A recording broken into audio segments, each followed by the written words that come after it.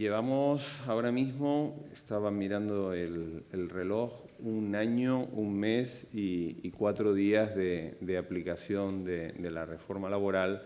y puedo asegurarles que los que nos dedicamos al ejercicio del derecho laboral nos hemos dado cuenta,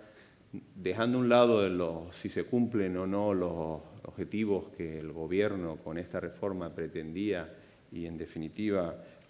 valoración que dejo a ejercicio de todos ustedes, en definitiva para su propia valoración personal. Desde luego, los objetivos que se buscaba de flexibilidad y de buscar incentivar un marco normativo más moderno de las relaciones laborales, pues yo creo que al finalizar estas jornadas pues podremos realmente concluir si se han conseguido o no se han conseguido.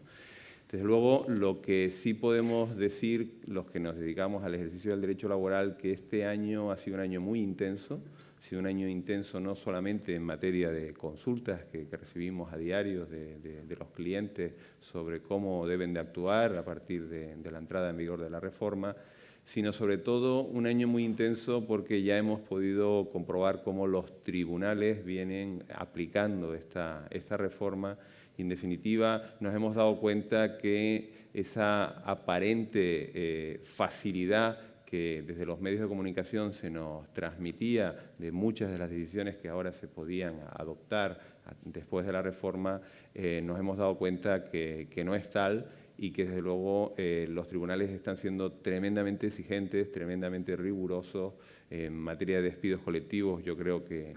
lo hemos podido comprobar. En noviembre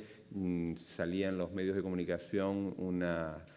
noticia que llevaban ya dictadas por los Tribunales Superiores de Justicia 34 sentencias y 27 daban la razón a las posturas de la parte social, y solo 7 daban la razón a las posturas empresariales, ¿no? Lo cual pues llevaba lugar a la reflexión sobre efectivamente cómo los tribunales estaban interpretando esta reforma y, en definitiva, si era todo tan fácil como inicialmente se decía, ¿no? Yo voy a hablar de las cuestiones relativas a la flexibilidad interna y a la negociación colectiva, dejando a don Antonio Doreste todo lo relativo a los despidos colectivos, con lo cual me imagino que toda esa parte de jurisprudencia que hemos venido conociendo, pues será él el que la tratará. Por lo tanto, me voy a referir exclusivamente a todas las cuestiones de aplicación práctica que han venido suscitando las medidas de flexibilidad interna y la negociación colectiva, y dentro de las medidas de flexibilidad interna me voy a referir casi en exclusiva a la modificación sustancial de condiciones de trabajo y a los expedientes suspensivos, ¿no? Pero combinados con lo que es la modificación sustancial de condiciones de trabajo. Bueno, ahí tienen ustedes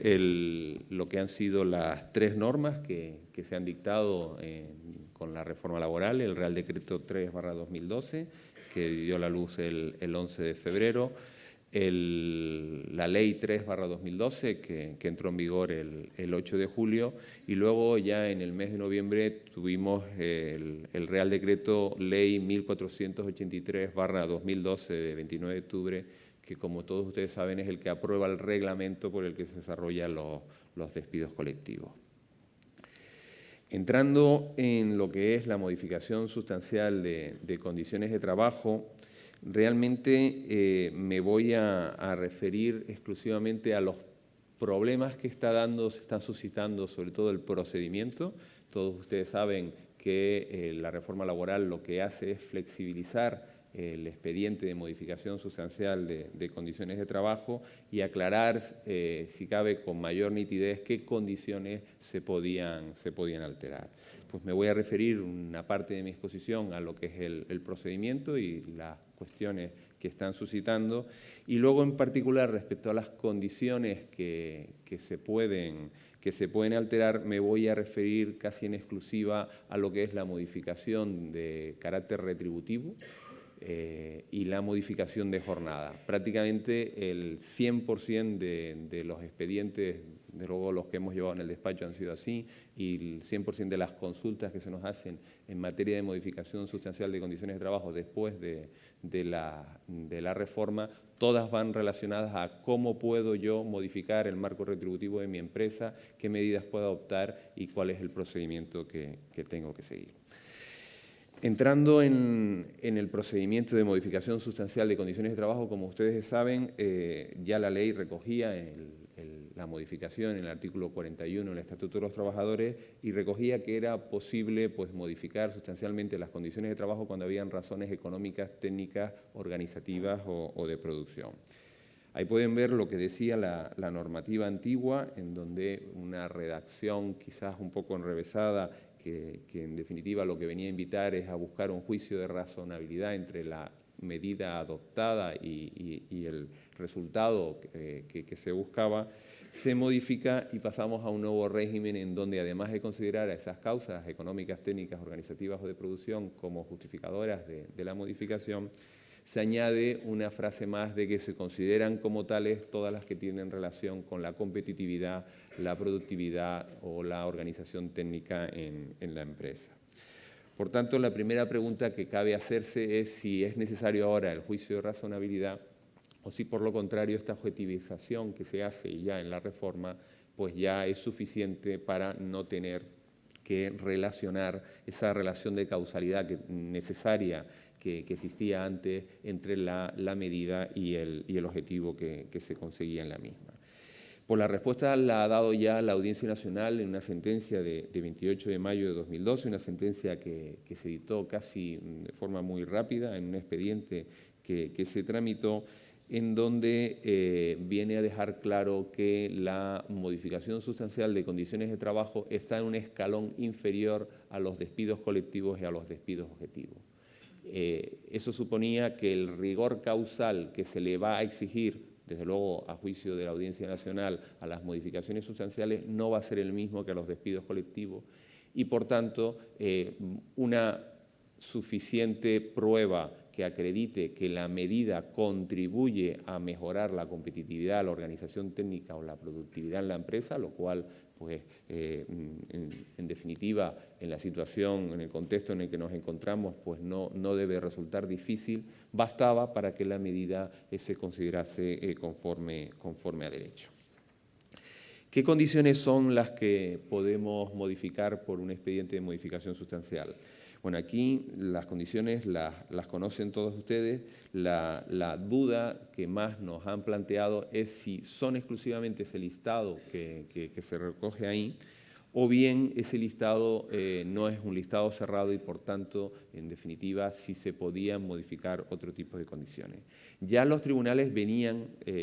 siendo favorables a poder alterar por la vía de la modificación sustancial otras condiciones que no estuviesen recogidas en ese listado, pero desde luego a partir de la reforma ya se queda con total claridad que efectivamente el listado, como les digo ahí, no es un numerus clausus.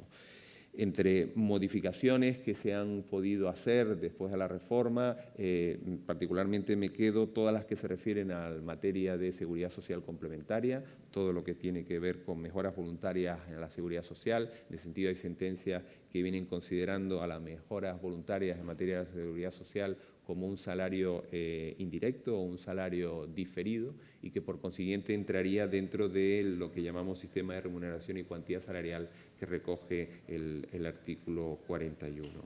Pero también ya había sentencias que recogían que debía de tramitarse a través de la modificación sustancial, pues supresiones del seguro médico, supresiones de transporte que estuviese en la empresa, tarjetas de compra o de fidelización que pudieran tener los trabajadores. En definitiva, como les digo, el listado no es cerrado y ahora pues cualquier condición que, bien por la vía de los derechos adquiridos o bien por la vía de que efectivamente se viene haciendo ejercicio de la misma en la empresa,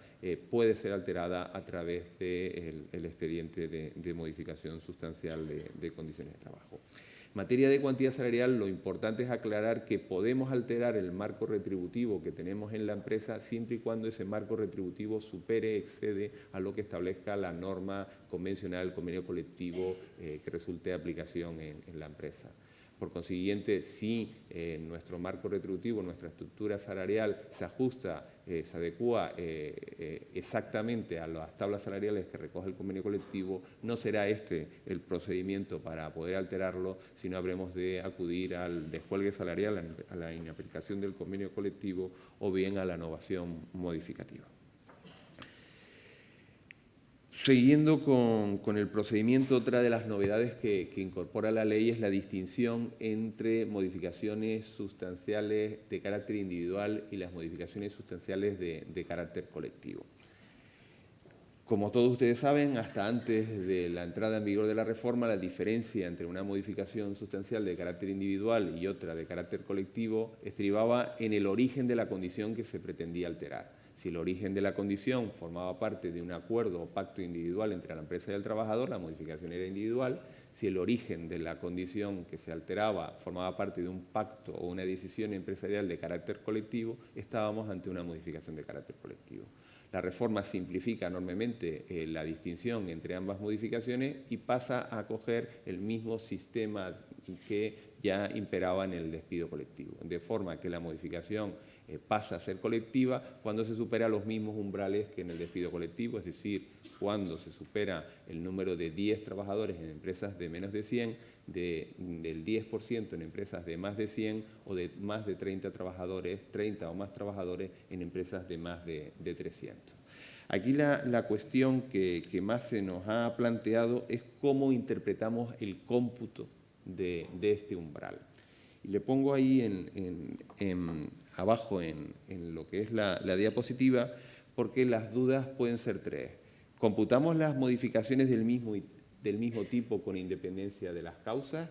¿Computamos todo tipo de modificaciones con independencia de las causas? ¿O computamos todo tipo de modificaciones vinculadas a las mismas causas? Es decir, desde el mismo momento que alteremos cualquier tipo de condición por cualquier tipo de procedimiento, bastará para entender que superamos o no el umbral. Criterio, hasta ahora todavía no hay ninguna sentencia, si no se las diría que resuelva esta cuestión. El criterio que desde luego nosotros estamos aconsejando y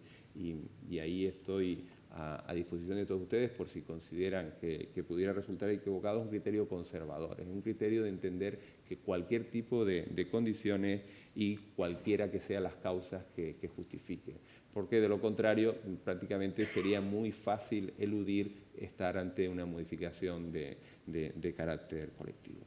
Otra cuestión que desde el punto de vista procedimental también está planteando bastantes problemas es la cuestión relativa a las modificaciones de carácter colectivo de aquellas condiciones que surgen de un pacto, de un acuerdo colectivo de empresa. Son muchas las empresas de muchísimos sectores que tienen firmado con sus trabajadores un acuerdo, un pacto salarial. Muchas empresas que se dedican al sector de hostelería tienen pactos salariales con sus trabajadores que mejoran las condiciones recogidas en el convenio colectivo. Aquí la pregunta que cabe es si desde el mismo momento que esos pactos, esos acuerdos colectivos tienen la naturaleza de acuerdos extraestatutarios, si el procedimiento de alteración de esos pactos tiene que ser la vía de la negociación, que es como se han dado a luz, o puede el empresario, cuando tenga causa, efectivamente modificar el contenido de esos pactos vía modificación sustancial de condiciones de trabajo. Bueno, pues en nuestra opinión la reforma lo deja claro, es decir, al modificar las modificaciones de carácter colectivo y recoger dentro de los supuestos que regula la misma la posibilidad de alterar cualquier condición que nazca de un acuerdo, de un pacto colectivo, efectivamente puede la empresa alterar el contenido de esos pactos siempre y cuando forme parte de alguna de las condiciones a las que se refiere el artículo 41 por la vía del expediente de modificación sustancial de condiciones de trabajo, lo que supondría pues la posibilidad de que si no alcanza el acuerdo pues poder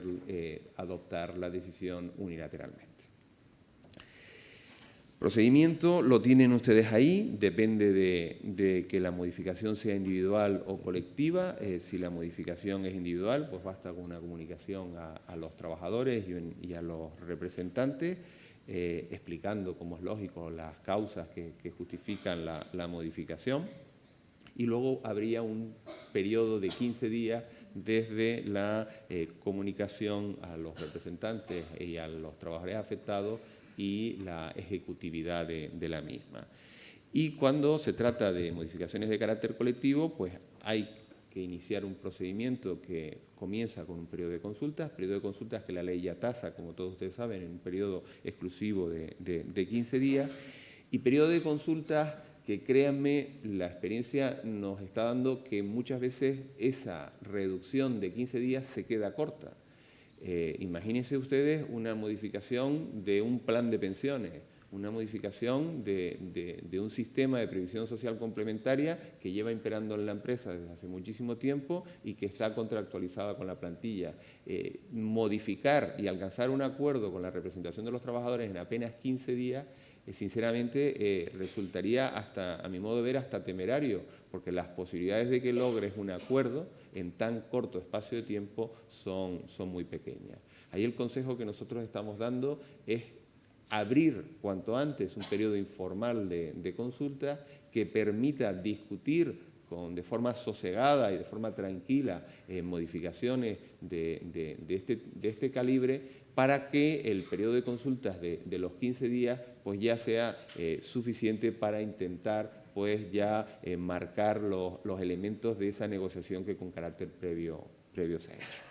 Otra cuestión que también el legislador pasa por alto, pero que hemos empezado a ver que los tribunales pues también están vigilando, es la documentación que tengo que entregar en un expediente de modificación sustancial de condiciones de trabajo. Nos encontramos con que el artículo 41 no recoge, no regula nada al respecto, sencillamente pues habla de las causas que tienen que darse para justificar la medida, pero no recoge, como sí hay un reglamento en el caso del despido colectivo, un procedimiento que recoja con claridad la documentación que tenemos que entregar. Ahí, dado que impera la misma, no doctrina, pero sí la misma consideración de que debemos de negociar de buena fe, el consejo que nosotros estamos dando a nuestros clientes es que si pueden preparar una memoria del expediente de modificación sustancial, la preparen. Si pueden entregar toda la documentación que justifica una causa económica, por ejemplo, pues el informe de las cuentas anuales, el informe de gestión, la memoria de las cuentas anuales, en definitiva, toda la documentación económica, mejor, porque aun cuando el artículo 41 no lo exija, es una forma de dejar claro, dejar acreditada esa buena fe en la negociación y, por tanto, ¿por qué no decirlo?, preconstituir también esa buena fe negociadora por parte de la empresa de cara a una futura o posible impugnación de la decisión empresarial en el caso de que no se alcance un acuerdo. Si se alcanza si no hay acuerdo, tenemos que comunicar la decisión a los trabajadores afectados en un periodo de 7 días desde la finalización del periodo de consulta, y si se alcanza un acuerdo, pues no dice nada la ley en el periodo en que debemos de comunicar. Hay quien piensa que bastaría con que lo hiciéramos al día siguiente, porque si hemos alcanzado un acuerdo, ¿por qué tenemos que esperar más? Hay también otros autores que sostienen que al menos tiene que haber ese plazo de 7 días con o sin acuerdo entre la notificación y la ejecución de la medida. Modificación sustancial, ahora ya entraríamos en el siguiente. ¿Qué pasa? Que veo que no. Quiero antes contarles esta sentencia y luego, si acaso, paso para atrás. Esta sentencia tuve ocasión de leerla hace apenas un par de semanas, la sentencia de la Audiencia Nacional de 15 de febrero de este año, en donde recoge parte de lo que les acabo de explicar ahora de relación al procedimiento y analiza probablemente lo que son las modificaciones que más se están dando, que en este caso es una modificación de salario y jornada. Es una empresa, como ven ustedes ahí, que tiene en sus primeros 8 meses, los 8 meses de 2012, una caída del 29% y un resultado negativo de más de casi 1,5 millones de euros, ¿no? Se adopta por parte de la empresa una medida de carácter de reducción salarial de un 5%. Pese a ese 5% de reducción salarial, todavía la plantilla sigue cobrando por encima de los convenios colectivos sectoriales que resultaban de aplicación en esta provincia, en concreto era Guipúzcoa, y un aumento de la jornada que no reducción, aumento de la jornada en 105 horas para pues lograr una mayor productividad. Bueno, pues esta sentencia de la Audiencia Nacional analiza tanto la buena fe negociadora que tiene que darse en este expediente de modificación sustancial de condiciones de trabajo, como la documentación a entregar. Y si bien es verdad, dice que el estatuto y los reales decretos, el anterior que regulaba el reglamento de los despidos colectivos, como el 1483, no citan al 41, sí es verdad que considera que es importante que la empresa aporte la información imprescindible para justificar la medida que pretende adoptar, ¿no? Que en este caso pues la empresa lo había hecho y la Audiencia Nacional lo valora positivamente. Y de nuevo, lo mismo con la buena fe, ¿no? En este caso, la representación de los trabajadores, que eran los sindicatos ELA y LAB, no quisieron negociar, se negaron desde un inicio a buscar algún tipo de entendimiento en la modificación que se planteaba, y la empresa, en lugar de concluir el periodo de consulta, porque fíjense que lo que dice el artículo 41 es hasta 15 días, pues en lugar de concluir el periodo de consultas, que igual lo que muchos de nosotros hubiésemos hecho, porque tenemos una posición inamovible por parte de la representación de los trabajadores y en definitiva vemos que no avanzamos, pues la empresa agotó los 15 días intentando pues buscar un entendimiento con la parte social, ¿no? Al final, la Audiencia Nacional considera conforme a derecho la medida empresarial, no ya solamente porque entiende que se negoció correctamente y se justificó por la documentación que se aporta, sino porque además entiende que se dan las causas que redundan en esa productividad, en esa competitividad y en esa organización técnica que antes les comentaba. Volviendo con lo que les decía antes, las modificaciones salariales que más se están planteando, que más cuestiones están suscitando, son las que se refieren a salario y a jornada. En materia de salario, pues como les decía antes, siempre tiene que ser una retribución que se percibía o bien derivada de un acuerdo individual, conforme al cual yo percibo, he pactado que gano por encima del convenio colectivo, o bien, como les decía, derivada de un acuerdo de carácter colectivo que existiese en la empresa, una decisión empresarial con efectos colectivos que efectivamente justificase que cobrásemos una retribución superior al convenio. Aquí las sentencias más paradigmáticas que analizan si puedo o no modificar y cómo puedo modificar el salario son esas tres sentencias que les cito aquí. Una ya es anterior a la reforma, la sentencia de 10 de marzo de 2011, una sentencia que ya estábamos empezando a usar cuando buscábamos variabilizar determinados conceptos que se cobraban por encima del convenio colectivo, y ya ahí la Audiencia Nacional, en marzo de 2011, estando ya en vigor la Ley 35/2010, que fue la que dio lugar a la anterior reforma laboral del gobierno Zapatero, ya entendía la Audiencia Nacional que era posible modificar mediante la variabilización de determinados conceptos siempre que se cobrasen por encima del convenio colectivo. Las otras dos sentencias son sentencias que ya se dictan con posterioridad a la reforma, la Audiencia Nacional de 28 de mayo de 2012 y la de 5 de junio del Tribunal Supremo, que ya sigue el mismo razonamiento que la Audiencia Nacional, viene a dejar claro que efectivamente se puede modificar el salario, la estructura retributiva que se pueda cobrar por encima del convenio, si efectivamente esa medida, como les digo, pues impulsa la competitividad y mejora la productividad de la empresa. En este caso es la empresa IBM, que retribuía unos determinados conceptos en concepto de guardia, atención al cliente y disponibilidad. Y pese a que estamos hablando de una empresa que tenía unos resultados que, bien es verdad, que estaban bajando, pero tenía beneficios, que es una cuestión que es importante valorar, esta empresa tenía beneficios, tenía una cuenta de resultados al final positiva, verdad que había una disminución de ingresos, pues entiende que esos resultados que disminuyen, como les pongo ahí, durante los años 2009 y 2010, es suficiente para entender que esa disminución, pues comparado con otras empresas de su entorno, con otras empresas de la competencia, pues está minando, está menoscabando su competitividad y su productividad, y por consiguiente considera conforme a derecho la modificación de las retribuciones que se pagaban por esos servicios. ¿Qué pasa? ¿Puedo alterar la estructura salarial fijada en un convenio colectivo? pues efectivamente no puedo. No puedo hacerlo porque efectivamente el procedimiento de modificación sustancial solamente cabe para todo aquello que el empresario retribuya por encima del convenio colectivo. La única forma que podemos hacerlo es combinando un expediente de modificación sustancial de condiciones de trabajo que modifique la retribución que pudiera existir en concepto de mejora de convenio, y a partir de ahí un expediente de carácter suspensivo, de reducción de jornada, de carácter obviamente temporal, que me permita, si tengo una causa coyuntural y una causa lógicamente económica, técnica, organizativa o de producción que lo justifique, reducir la retribución que pago a la plantilla como consecuencia de que efectivamente reduzco la jornada o suspendo sus contratos de trabajo.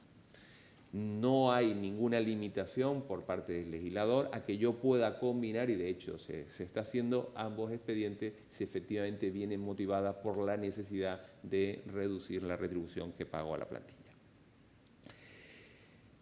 Modificación sustancial también de carácter retributivo como alternativa. ¿Qué otras opciones, mejor dicho, existen a la modificación sustancial de carácter retributivo a la propia modificación sustancial de condiciones de trabajo? Pues ahí tenemos el concepto de doble escala salarial. No han sido muchas las empresas que en un contexto de crisis como el que nos encontramos han intentado buscar la forma de que empleados nuevos que pasaban a ser contratados a partir de un determinado momento tuviesen una estructura salarial distinta en función de la fecha de incorporación a la empresa a la del resto que imperaba en la empresa, lo que se conoce como una doble escala salarial.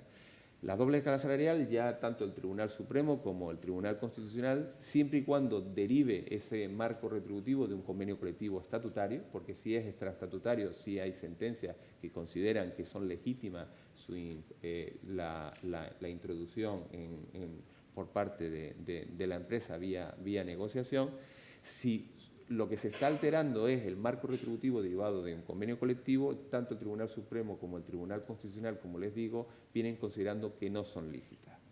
Y no son lícitas salvo que exista, como es lógico, una justificación objetiva razonable que realmente delimite el motivo por el cual puedo fijar una retribución distinta en función de la incorporación del trabajador en la empresa.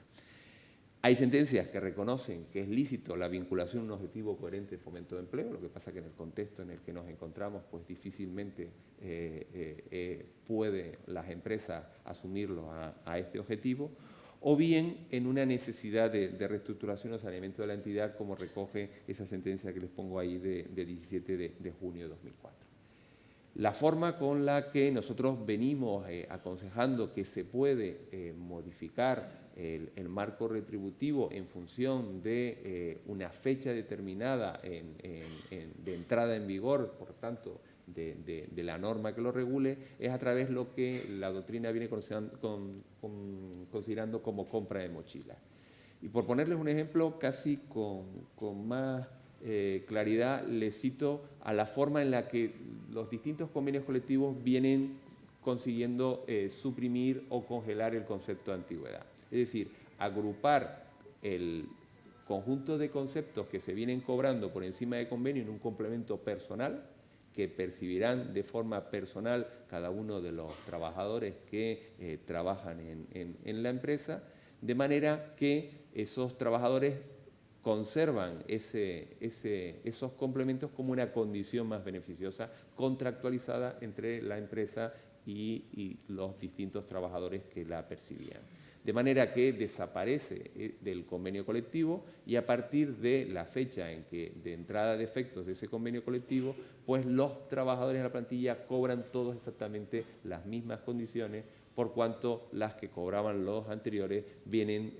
reconocidas a título individual en esa contractualización que supone el reconocimiento del complemento a personas. Si ustedes ven la forma en la que se ha congelado el complemento de antigüedad en los distintos convenios colectivos, por citar uno, el de hostelería, es exactamente lo mismo, es reconocer como un concepto personal el complemento de antigüedad, lo percibían hasta una determinada fecha por los trabajadores, a partir de esa determinada fecha ya dejan de percibirlo los que se incorporan a la empresa, por cuanto pues ya el mismo no resulta de aplicación. Sin duda, esta forma es una medida que permite también alterar el marco retributivo de la empresa y, desde luego, es perfectamente posible sin necesidad de acudir a la modificación sustancial. La modificación de la jornada. Aquí nos encontramos con un problema que probablemente se habrán encontrado con ustedes en la medida en la que el artículo 41 del Estatuto de los Trabajadores permite la modificación de la jornada, pero no recoge nada en relación a la reducción definitiva de la misma. Es decir, el Estatuto de los Trabajadores reconoce como una condición perfectamente modificable la jornada de trabajo, pero luego el legislador de la reforma no modifica el artículo 12 y en concreto el apartado 4 del artículo 12 del Estatuto de los Trabajadores. Eso significa que si lo pretendido por la empresa es reducir la jornada para que acto seguido se pueda reducir la retribución de los trabajadores, nos vamos a encontrar con ese artículo 12, apartado número 4, que veda poder hacerlo si no alcanzamos un acuerdo con los trabajadores afectados, porque lo que viene a decir el artículo 12, apartado 4, es que la transformación de un contrato a tiempo completo en un contrato a tiempo parcial requiere necesariamente el acuerdo con los trabajadores. Aquí nos encontramos con dos grupos de sentencias. Había sentencias que antes de la reforma laboral venían considerando posible alterar la jornada de trabajo, que son las sentencias de 7 de octubre de 2011 y en unificación de doctrina y 14 de mayo de 2007, que son sentencias que lo que vienen a considerar es que no estoy transformando el contrato a tiempo completo como consecuencia de la reducción, sino lo que estoy haciendo es modificando la jornada del contrato a tiempo completo. Y me explico. Si ustedes van a la definición que recoge el artículo 12 del contrato a tiempo parcial, verán que dice que el contrato a tiempo parcial es aquel que tiene una jornada, una duración, ya sean días, meses, inferior a la del contrato comparable. Desde el mismo momento en que yo modifico la jornada a la totalidad de los trabajadores, lo que viene a decir esta sentencia es que el contrato comparable no existe, son todos iguales y por lo tanto, a pesar de que todos tienen una reducción, han sufrido una reducción de su jornada, realmente son contratos a tiempo completo. El problema que nos estamos encontrando es que después de la reforma, ahí les cito dos sentencias de los juzgados de lo social, los juzgados de lo social entienden que no está tan claro y que efectivamente ahí hay una sentencia reciente del juzgado de lo social número 3 de Navarra que nos pasaron nuestros compañeros de la oficina de allí, pues lo que viene a decir es que la doctrina casacional no resulta de aplicación al contemplarse la reducción temporal por causas económicas exclusivamente en el artículo 47 y con carácter temporal, y que la reducción definitiva no cabe, salvo mediante acuerdo con los trabajadores afectados. Y la semana pasada tuvimos ocasión de ver cómo el juzgado social número 1 de Las Palmas de Gran Canaria, en esa sentencia de 27 de febrero, estima una posición empresarial porque viene precedida de un acuerdo. Ahí lo que hace el empresario no es negociar vía 41 con los representantes de los trabajadores, sino dejando de lado al sindicato, coge y negocia con todos los trabajadores una reducción de jornada y directamente le hace la comunicación a los mismos. Se presenta un conflicto colectivo por la Unión General de Trabajadores porque entiende que no se puede hacer y el juzgado de lo social número 1 de Las Palmas de Gran Canaria dice que no, que es perfecto porque viene precedido de un acuerdo. Otra cuestión que no quería dejar pasar aquí es la relativa a la distribución irregular de la jornada. Desde luego, a mí me sorprende enormemente cómo una medida que primero el Real Decreto 3/2012 deja claro que se puede distribuir irregularmente la jornada hasta un 5% y luego la Ley 3/2012 duplica hasta el 10%, apenas está siendo utilizada por las empresas a pesar de la flexibilidad que supone en la medida de que permite pues, distribuir la jornada a disposición del empresario en ese 10%. Y luego comentarles la posibilidad de que un expediente suspensivo de jornada pueda acumularse a un expediente de reducción de jornada para lograr una mayor flexibilidad. Hasta ahora, en ningún momento de la ley y en el reglamento viene a decir que no se pueda combinar frente a una misma plantilla de trabajadores medidas de carácter suspensivo, de carácter temporal, con medidas de reducción de jornada. Pues bueno, ahí la experiencia que les puedo decir, porque tuvimos ocasión de hacer uno en Andalucía, que a pesar de la complejidad desde el punto de vista logístico que suponía para gestores de recursos humanos el tener que ir comunicando al Servicio Público de Empleo cuando el determinado trabajador pasaba a tener reducción de jornada o pasaba a tener suspensión completa de contrato, por parte de la autoridad laboral no se nos puso mayor problema porque efectivamente era una medida que ayudaba, que permitía una total flexibilidad en la compañía. Entrando en lo que ya sería el segundo bloque de mi exposición, voy a intentar de explicarles qué cuestiones han suscitado en materia de negociación colectiva mayores dudas y en concreto todo lo relativo a lo que es el descuelgue salarial que recoge el artículo 82.3 y lo que es la prioridad aplicativa del convenio colectivo de empresa. Como ustedes saben, después de la reforma existe una doble vía de inaplicación del convenio colectivo, que es, lógicamente, la posibilidad de denunciar y modificar antes de que finalice la fecha de vigencia del convenio colectivo, un nuevo convenio colectivo, porque nos sentemos y nos pongamos de acuerdo. Ahí el estatuto ya deja bien claro la posibilidad de que durante la vigencia del convenio colectivo ambas partes que tienen la legitimación para negociar puedan negociar su revisión, o bien la vía del 82.3, que es la vía del descuelgue salarial. ¿Qué materias nos podemos descolgar de un convenio colectivo? Bueno, pues son las mismas materias que existen respecto a la modificación sustancial, lo único que aquí la reforma no era necesario hacerlo porque de nuevo nos encontramos con la misma situación en la que estábamos en la modificación sustancial. Sí quiere dejar claro que se podrán modificar las mejoras voluntarias de la acción protectora de la seguridad social, es decir, lo que es los planes de pensiones y la seguridad social complementaria.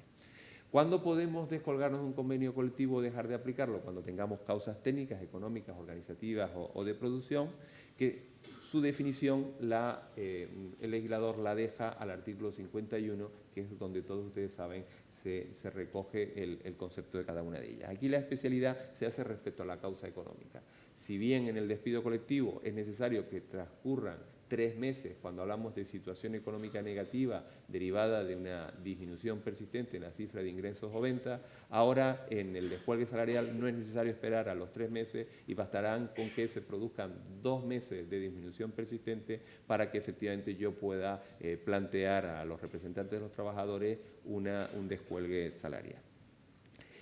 Se limita la referencia a las causas a esa mera definición que antes les decía, con lo cual todo parece entender que hay una aparente flexibilización y que no es necesario ese juicio de razonabilidad. Luego veremos cómo en la única sentencia que se ha dictado hasta ahora relativa a conocer un descuelgue salarial, veremos que esa aparente flexibilización no es tal. Procedimiento de inaplicación, pues están legitimados las mismas personas que están legitimadas para negociar el convenio colectivo y cabe la posibilidad de que si no tengo representantes de los trabajadores, porque lo que me estoy descolgando es de un convenio colectivo sectorial, yo pueda negociar ese descuelgue bien con una comisión ad hoc formada por los trabajadores, o elegida, mejor dicho, por los trabajadores, o bien por una comisión formada por los sindicatos más representativos, ya sea a nivel de sector o más representativos a nivel nacional. Es necesario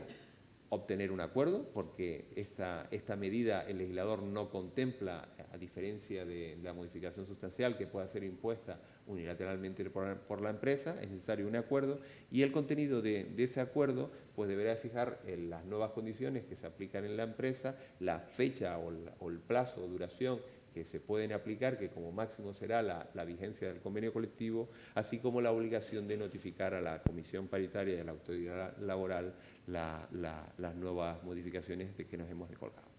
El problema nos encontramos es cuando no obtenemos un acuerdo. A partir de ahí nos damos cuenta de que no es un procedimiento ágil, porque lo que prevé la ley es bien acudir a los en primer lugar dice a la comisión paritaria. Como es obvio, si nos estamos descolgando un convenio colectivo de empresa, pues la comisión paritaria va a decir exactamente lo mismo que lo que hemos intentado negociar con nuestros representantes. Si es un convenio colectivo sectorial, pues difícilmente la comisión paritaria de un convenio colectivo sectorial va a permitir que una empresa se descuelgue o va a aceptar que una empresa se descuelgue. Es verdad que en los distintos convenios colectivos sectoriales recogían procedimientos para descolgarse, pero la experiencia que estamos teniendo es que casi en 90% de las ocasiones pues por parte de las distintas organizaciones sindicales no son favorables a alcanzar un acuerdo en vía paritaria de descuelgue de convenio. Con lo cual ahí lo que nos encontramos con que el legislador lo que dice es que tenemos que acudir o bien al procedimiento de solución que establezcan los acuerdos interconfederales a nivel autonómico o bien a la Comisión Consultiva Nacional de Convenios Colectivos. A día de hoy, pese a que todo parece indicar que va a ser el Tribunal Laboral Canario el órgano que va a dirimir este tipo de controversias, a día de hoy todavía el Tribunal Laboral Canario no tiene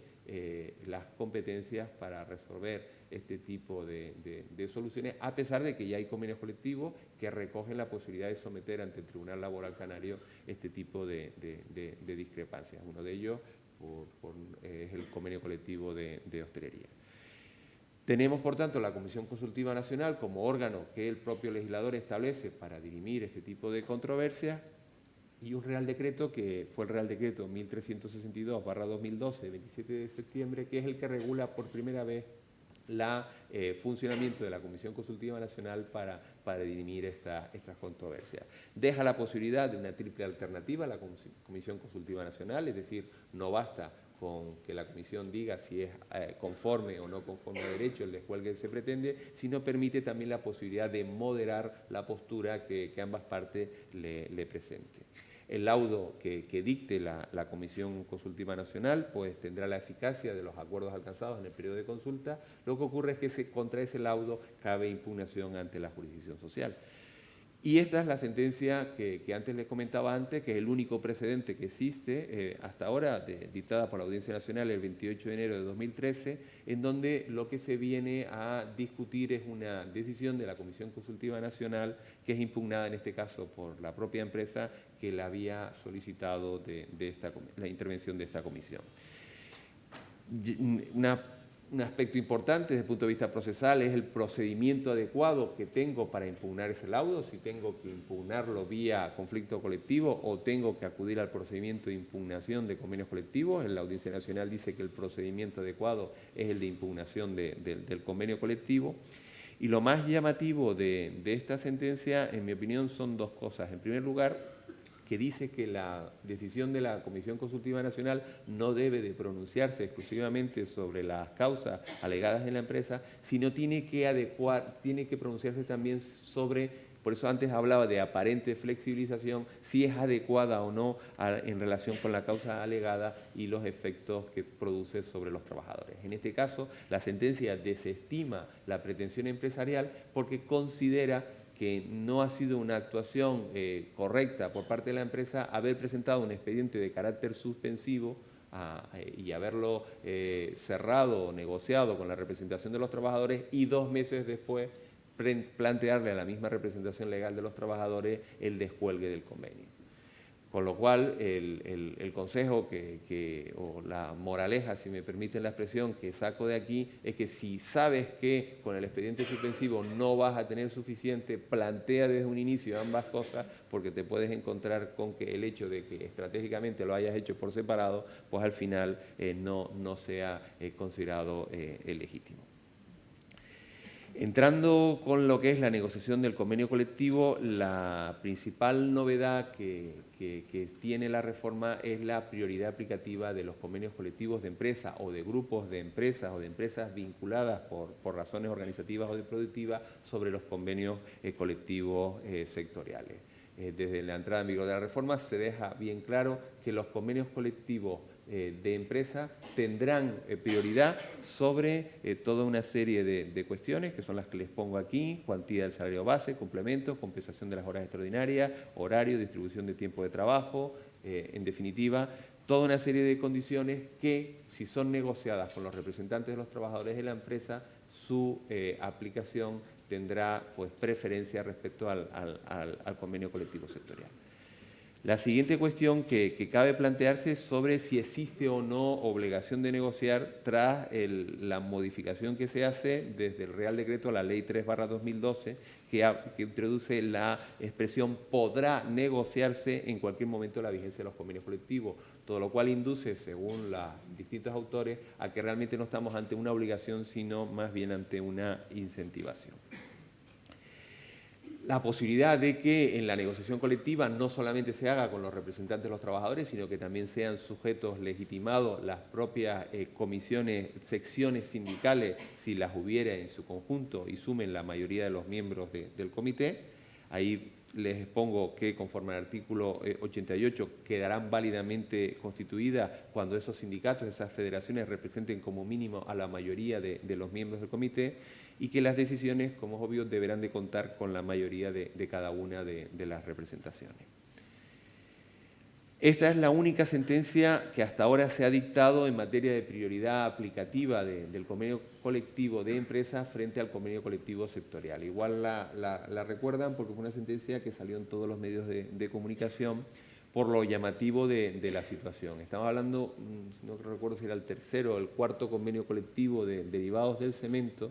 en el que se había alcanzado un acuerdo entre la empresa y las organizaciones patronales y las distintas organizaciones sindicales para fijar unas retribuciones mínimas que resultarían de aplicación con carácter obligatorio a todo el sector. Es aquí el Gobierno el que impugna ese convenio colectivo porque considera que lo pactado entre las patronales y las organizaciones sindicales vulnera lo dispuesto en el Estatuto de los Trabajadores, por cuanto no permite a las empresas la posibilidad de negociar en el ámbito de las mismas su propia estructura retributiva que pudiera ser diferente a ese mínimo que se fijaba en el convenio colectivo sectorial. Y efectivamente la Audiencia Nacional estima la demanda presentada por el Ejecutivo y considera nulos todos aquellos preceptos convencionales que se opongan a esa prioridad aplicativa porque entienda que no se puede imponer la estructura retributiva. Señalar también como otras novedades que en materia de negociación colectiva supone la reforma todo lo relativo al contenido mínimo. Habíamos tenido en la reforma anterior que se habían fijado unos determinados plazos tanto para constituir la mesa como para negociar el convenio colectivo en función de que el convenio colectivo que se negociaba, el anterior, el denunciado, tuviese una duración superior a 2 años, y ahora todos esos plazos desaparecen, con lo cual realmente la flexibilidad es total dentro de la negociación colectiva. Señalar también que se elimina el plazo de 15 días para la constitución de la mesa negociadora y los plazos, como les he dicho, máximos de negociación. Mayor problema de aplicación práctica que está teniendo la negociación colectiva es el relativo a la ultraactividad. Como todos ustedes saben, el Real Decreto 3/2012 inicialmente introducía un plazo de 2 años para la ultraactividad, es decir, la prórroga de todos aquellos convenios colectivos que estuviesen denunciados hasta la entrada en vigor de la reforma y que no se alcanzara un acuerdo. Ese plazo luego es reducido a 1 año cuando entra en vigor la Ley 3/2012, de forma que todos aquellos convenios colectivos denunciados con anterioridad a la entrada de la reforma resultarán de aplicación, si no hay un nuevo, dejarán de resultar de aplicación el 8 de julio, que es cuando transcurre 1 año, si no hay negociado un nuevo convenio colectivo o un laudo arbitral que dirima la controversia. Ahora mismo, por los datos que he podido recabar, en nuestro país tenemos más de la mitad de los convenios colectivos en ultraactividad. La situación es realmente preocupante porque muchas de esas negociaciones colectivas no están avanzando, están en una situación de total estancamiento y nos encontramos con un verdadero problema, yo creo que de calado muy importante, si antes del 8 de julio pues las patronales, los sindicatos o las distintas representaciones en el ámbito empresarial que negocien esos convenios no alcanzan un acuerdo. Se barrunta la posibilidad de que el Gobierno antes del 8 de julio dicte un Real Decreto conforme al cual se cree, de la misma manera que se hizo cuando se suprimieron las ordenanzas y las antiguas reglamentaciones, a modo de acuerdo de cobertura de vacío, que efectivamente fije qué mínimo se aplicarían en el caso de no existir un convenio colectivo sectorial y por tanto nos encontremos con que ese transcurso del plazo del año lo que provoque que efectivamente la empresa tenga que acudir a regular su marco normativo acudiendo al Estatuto de los Trabajadores. Piensen ustedes que lo que dice la ley es que si no hay convenio colectivo sectorial aplicable, lo que resultará de aplicación es el Estatuto de los Trabajadores. Y aquí rige perfectamente la doctrina del Tribunal Supremo de que si al día siguiente de finalizar esa ultraactividad la empresa mantiene las mismas condiciones que derivaban del convenio colectivo, lo que estaría haciendo es contractualizando con cada uno de los trabajadores esas condiciones. Con lo cual, necesariamente la empresa, si quiere dejar de aplicar el convenio colectivo, tiene que acudir al estatuto. El problema es que el estatuto no fija, como todos ustedes saben, un mínimo salarial y, bueno, pues desde luego en materia retributiva, como ya les anticipaba, el problema va a ser un problema importante y difícil de resolver. Y por último, señalarles las discusiones que están planteando el hecho de que la autoridad laboral, cuando se presenta el convenio colectivo para su registro, pues pueda, si considera que efectivamente el convenio colectivo pues, vulnera la legalidad vigente o como pongo ahí, el interés de terceros, la posibilidad de impugnar ese convenio colectivo mediante un procedimiento especial y, en definitiva, previa audiencia a las partes, considerar que el convenio no es conforme a derecho. Aquí la inseguridad que está suponiendo este precepto es en qué medida realmente ese convenio colectivo impugnado por la autoridad laboral resulta de aplicación a la plantilla, tiene carácter estatutario o tiene carácter extraestatutario. Todo, desde luego, la mayoría de los autores entienden que tendría la naturaleza de convenio colectivo extraestatutario, pero sí resultaría de aplicación a los trabajadores y, por tanto, sería de obligado cumplimiento. Y sin nada más, me pongo a su disposición para cualquier consulta que puedan tener luego en el coloquio. Muchas gracias.